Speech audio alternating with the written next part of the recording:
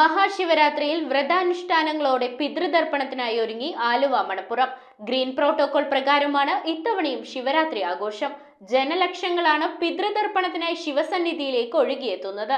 ജനലക്ഷങ്ങളാണ് വ്രതാനുഷ്ഠാനങ്ങളോടെ പിതൃതർപ്പണത്തിനായി ആലുവ മണപ്പുറത്തേക്ക് ഒഴുകിയെത്തുന്നത്. ഇന്ന് അർദ്ധരാത്രിയിൽ ശിവരാത്രി വിളക്കും എഴുന്നള്ളിപ്പും കഴിഞ്ഞാണ് ഔപചാരികമായ ബലിതർപ്പണം തുടങ്ങുകയെങ്കിലും രാവിലെ 4 മണി മുതൽ തന്നെ വിവിധയിടങ്ങളിൽ നിന്ന് ഭക്തർ എത്തി തുടങ്ങിയിരുന്നു. സംസ്ഥാനത്ത് ഏറ്റവും കൂടുതൽ ആളുകൾ ശിവരാത്രിയിൽ ബലിയിടാനായി എത്തുന്നത് ആലുവ മണപ്പുറത്തേക്കാണ്. കുംഭമാസത്തിലെ അമാവാസി ദിനമായ ഫെബ്രുവരി 27 ഉച്ചവരെയും 5 ലക്ഷത്തോളം ഭക്തരെത്തുമെന്നതാണ് കണക്ക്. 116 ബലിത്തറകളാണ് ആലുവ മണപ്പുറത്ത് ഒരുക്കിയിരിക്കുന്നത്. ജില്ലാ പോലീസ് മേധാവി ഡോക്ടർ വൈഭവ് സക്സേനയുടെ നേതൃത്വത്തിൽ 1500 പോലീസ് ഉദ്യോഗസ്ഥരെ ഡ്യൂട്ടിക്ക് വിന്യസിച്ചിട്ടുണ്ട്. 12 ഡിവൈഎസ്പിമാരും 30 SHOമാരും ഉണ്ടാകും. ശിവരാത്രി മണപ്പുറത്ത് പോലീസ് കൺട്രോൾ റൂം തുറക്കും. 24 മണിക്കൂറും CCTV പരിശോധനയും വാച്ച് ടവറുകളിൽ പോലീസ് നിരീക്ഷണവും ഏർപ്പെടുത്തിയിട്ടുണ്ട്. വിശ്വാസ ഭക്തർക്കായി യാത്രാ സൗകര്യം ബസ് സർവീസുകൾ ഒരുക്കിയിട്ടുണ്ട്. News bureau, Aluva.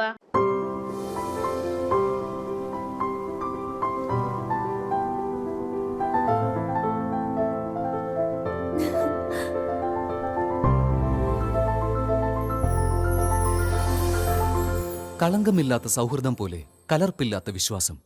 കല്ലൻസ് ജ്വല്ലറി.